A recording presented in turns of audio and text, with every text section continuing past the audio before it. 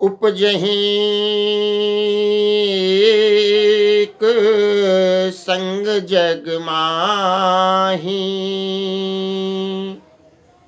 जलज जोंक जिमि गुण बील गाही। सुधा सुरासम साधु असाधु, जनक एक जग जलधि अकाधु। क्या कहते हैं बाबा जी? दोनों संत और असंत जगत में एक साथ पैदा होते हैं, पर एक साथ पैदा होने वाले कमल और जोंक की तरह उनके गुण अलग अलग हैं। कमल दर्शन और स्पर्श से सूख जाता है, किंतु जोंक शरीर का स्पर्श पाते ही रक्त चूसने लगता है। उसी प्रकार संत असंत हैं, साधु सज्जन हैं। जैसे साधु अमृत के समान होता है, यानी मृत्यु रूपी संसार से उबारने वाला होता है, और असाधु मदिरा के समान होता है, यानी मोह प्रमाद और जड़ता उत्पन्न करने वाला होता है। दोनों को उत्पन्न करने वाला जगत रूपी अगाध समुद्र एक ही है। शास्त्रों में समुद्र मंथन से ही अमृत और मदिरा दोनों की उत्पत्ति हुई है। जब समुद्र मंथन हुआ था तो उस समय मदिरा भी निकला था और अमृत भी वहीं से निकला था। इसलिए संत असंत इसी संसार में है, और इसके कर्ता धर्ता जो हैं भगवान श्री हरि ही हैं। इसलिए दोनों की उत्पत्ति एक ही जगह से हुई है, लेकिन उनमें भेद है।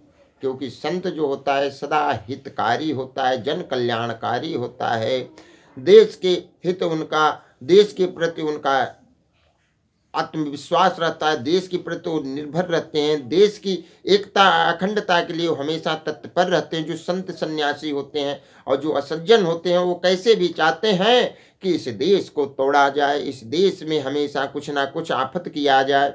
लेकिन संत जो होते हैं, संत तो जन कल्याण की बात छोड़िए, देश कल्याण की बात, वो तो विश्व के कल्याण की बात करते हैं, पूरे संसार के कल्याण की बात करते हैं। संत की जो बातें हैं वो तो पूरे विश्व की कल्याण की बातें ही चलती। इसलिए संत, अगर आपको सच्चा संत मिल जाए तो ये जान लीजिए कि आपका जीवन धन्य हो जाएगा। लेकिन आज के समय में संत का मिलना बहुत ही दुर्लभ है।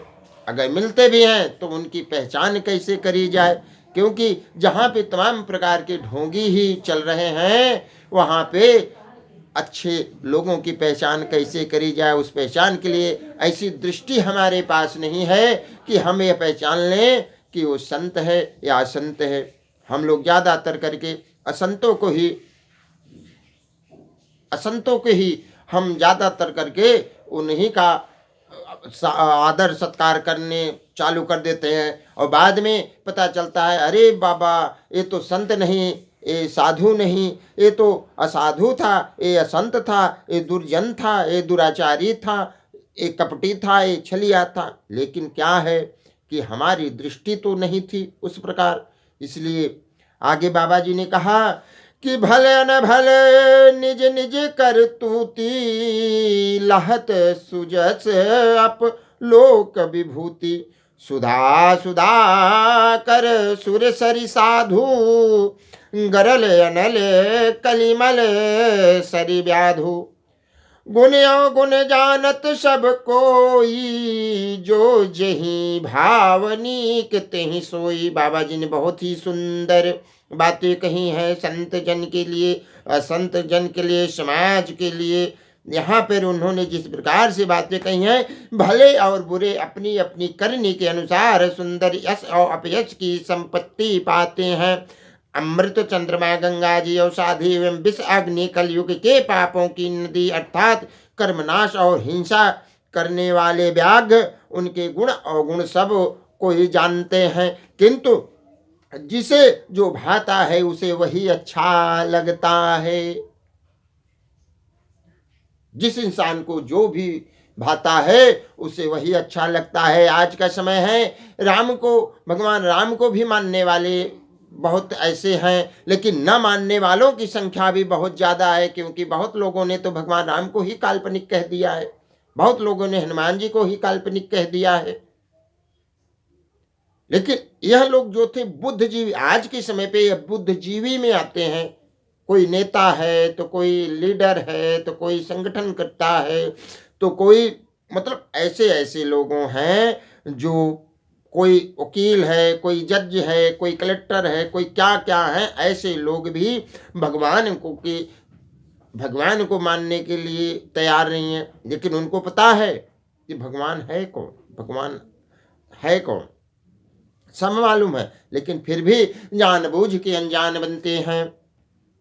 रीजन क्या है उनका? सबसे बड़ा रीजन है कि समाज में द्वेष फैलाना, समाज में मतभेद डालना और अपना राज्य करना, यही उनका मेन उद्देश्य है, और कोई उनका उद्देश्य नहीं है। उनका उद्देश्य है कि हम समाज में मतभेद फैलाएंगे, देवी देवताओं के प्रति मतभेद फैलाएंगे, तो समाज हमारे साथ रहेगा, और दूसरा समाज जो हमें नहीं मानता वो अलग हो जाएगा। इसलिए उनका एक ही मकसद है कि इनमें मतभेद डालो और राज्य करो। आगे बाबा जी ने बहुत सही बातें कही हैं कि भलो भलाई पहलई,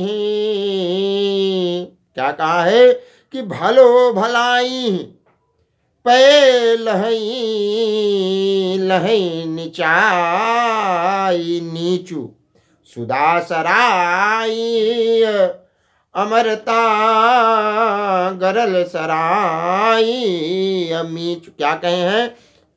ये भला भलाई ही ग्रहण करता है, जो भला होता है वो भलाई ही ग्रहण करता है। जिस प्रकार से चंदन के वृक्ष में तमाम प्रकार के सर्प लिपटे रहते हैं, लेकिन क्या चंदन के अंदर उसका विष चला जाता है? बिल्कुल नहीं जाता। जिस प्रकार से अगर विष है, विष में अमृत डाल दो तो वो विष का अस्तित्व खत्म हो जाता है, वो अमृत ही बन जाए, उसके पीने से कोई नहीं मरेगा। और नीचता को ही ग्रहण किए रहता है, चाहे उसके अंदर कुछ भी आप डाल दो। जिस तरह से एक बिच्छू है वो अपना स्वभाव नहीं भूलती, डंक मारना नहीं भूलती, उसी प्रकार से एक नीच व्यक्ति जो होता है, नीच यानी दुराचारी, अज्ञानी, मूर्ख, सट, इसको नीच कहा गया है। अमृत की सराहना अमर करने में होती है और विष की मारने में होती है। बाबा जी ने बहुत ही सुंदर सुंदर चौपाई रामचरितमानस में लिखी है। इसका श्रवण करने से इंसान का, हर एक मनुष्य का मन, मस्तिष्क, हृदय बदलने लगता है। इसलिए हम सभी से यही कहेंगे, प्रतिदिन अपने घर में रामचरितमानस का श्रवण करें और अपने बच्चों को भी श्रवण करें, उनको भी सुनाएं।